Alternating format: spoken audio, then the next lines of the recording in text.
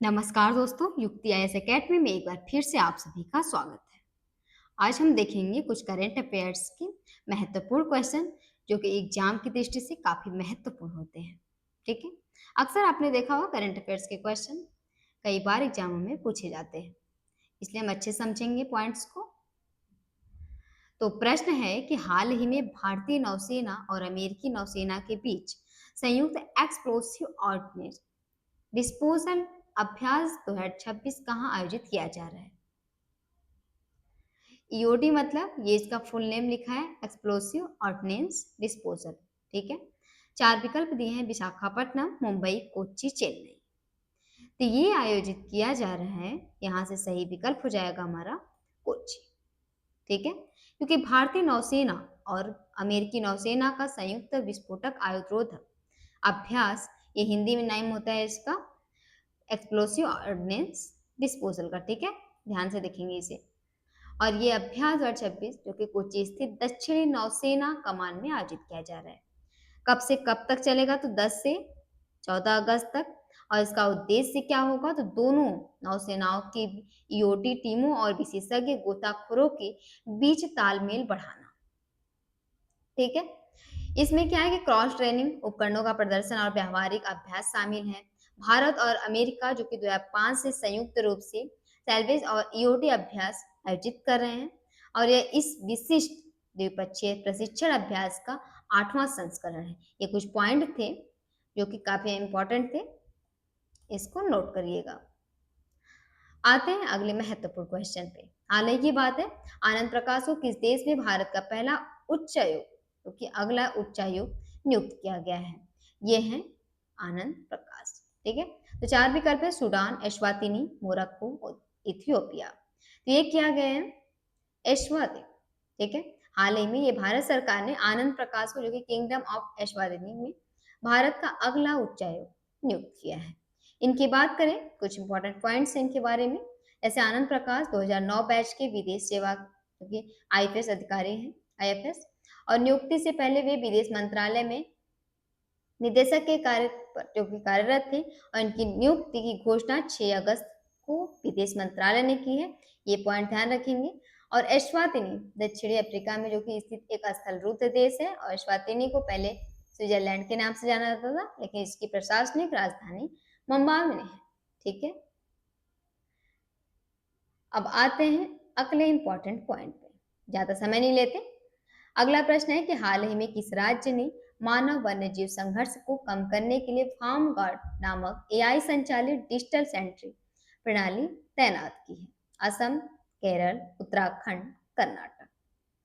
तभी अभी हाल ही में देखा होगा कि केरल वन विभाग ने मानव और जंगली जानवरों के बीच होने वाले संघर्ष को कम करने के लिए फार्म गार्ड नामक एआई आधारित डिजिटल प्रणाली, ये निगरानी की प्रणाली तैनात की है। तो इसलिए सही विकल्प होगा यहाँ से केरल। और आते हैं इसके कुछ इंपॉर्टेंट पॉइंट्स पर।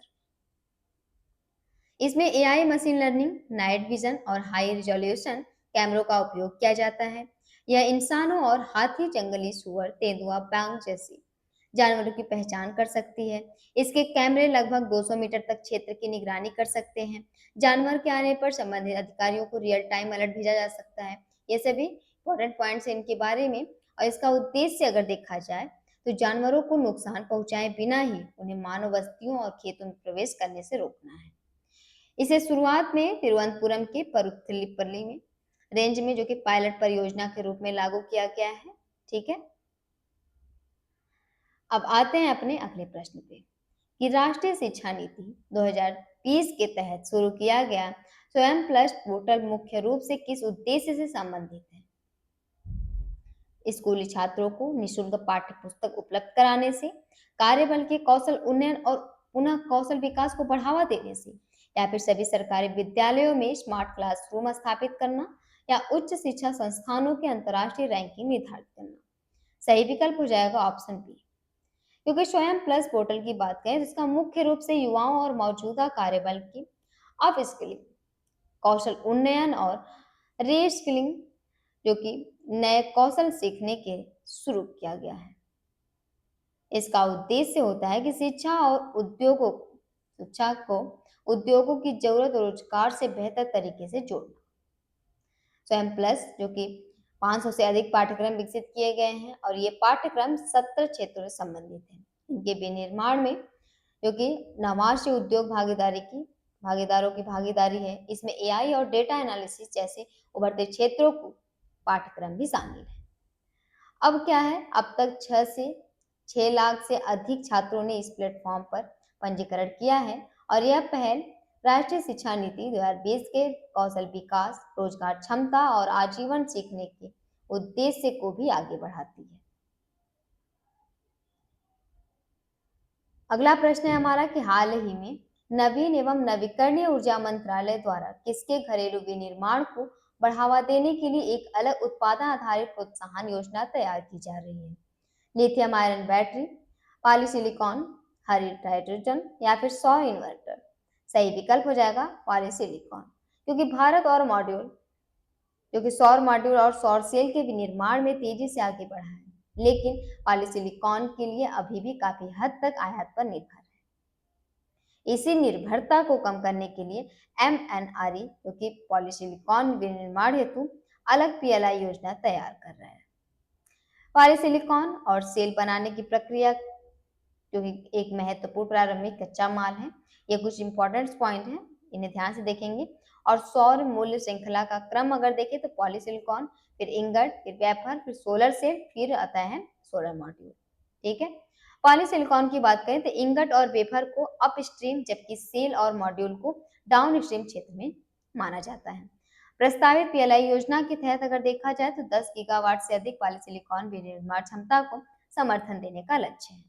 उच्च शुद्धता वाले पॉलीसिलिकॉन का उपयोग जो कि सेमीकंडक्टर उद्योग में भी किया जाता है। ध्यान रखेंगे, इस पहल का प्रमुख उद्देश्य अगर देखा जाए तो आयात निर्भरता कम करना, सौर आपूर्ति श्रृंखला को सुरक्षित बनाना और भारत में घरेलू मूल्य समर्थन बढ़ाना है। तो ठीक है, आज के इतने ही पॉइंट्स थे हमारे। उम्मीद है कि आज के करंट अफेयर्स के क्वेश्चन आपको अच्छे से समझ आए होंगे। अगर वीडियो उपयोगी लगी हो तो कृपया चैनल को सब्सक्राइब करें, वीडियो को लाइक करें और अपने दोस्तों के साथ जरूर शेयर करें। आपकी सफलता ही हमारा पहचान है। धन्यवाद।